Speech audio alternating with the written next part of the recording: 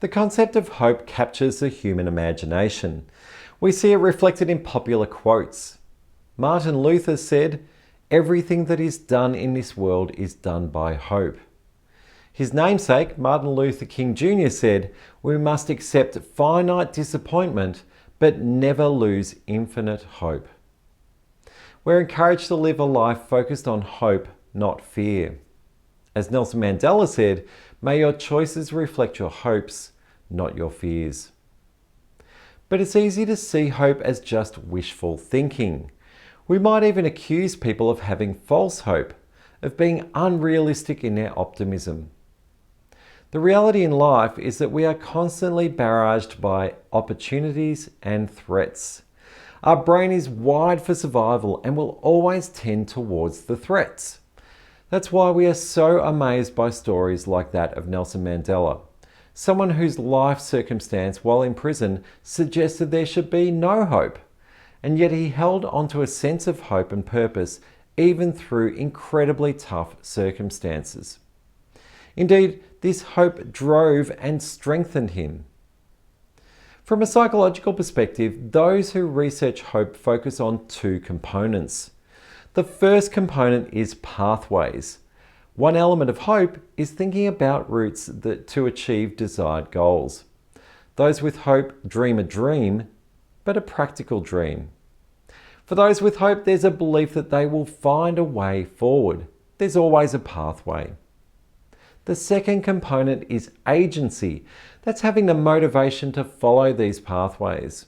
Those with hope are willing to put in the work. Agency is the belief that we can initiate and sustain action towards our goals. The researchers found a raft of benefits for those who demonstrate these two components of hope, ranging from improved academic performance, physical health, and mental health. The research shows that agency in particular really matters. Agency, that drive and motivation to keep going, is linked with later decreased demonstrations of both anxiety and depression. If you use this two-part definition of hope, the researchers would argue that you avoid false hope altogether. Having a goal, a plan, and a drive to get there is far from false hope. Those with hope are confident they will find a way through challenge. They are also confident in their drive to pursue goals. So it's not just trying to smash through obstacles by sheer effort.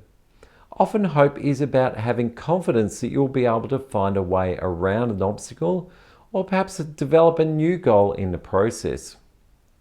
You can think of hope as driven initiative. Agency is the drive element, and pathways is the initiative element. Being filled with hope is a mindset you can develop. We can train ourselves to look for the hope in a situation or beyond a situation. And we can build hope in others as well. If you've worked for leaders with hope, you will have seen just how positively it shaped the culture of your team and organization. As a leader, we can build hope in four main ways.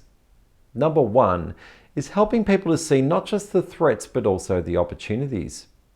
The great leaders I've had a chance to work for and alongside have helped me to always seek out the opportunities in even the darkest times. So when something goes bad, I now demonstrate greater hope by looking for opportunities that others might miss. Number two, encouraging people to explore multiple pathways to the goal.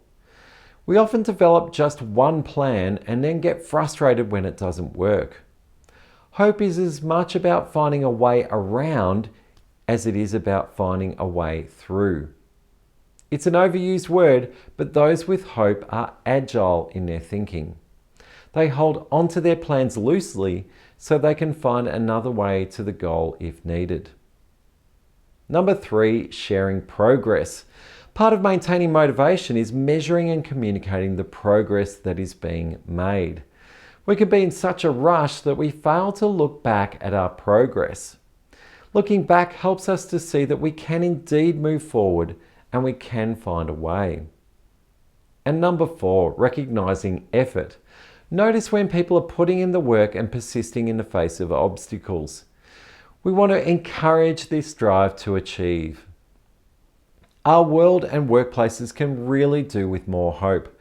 My challenge to you is to not just build hope for yourself, but also build hope in others.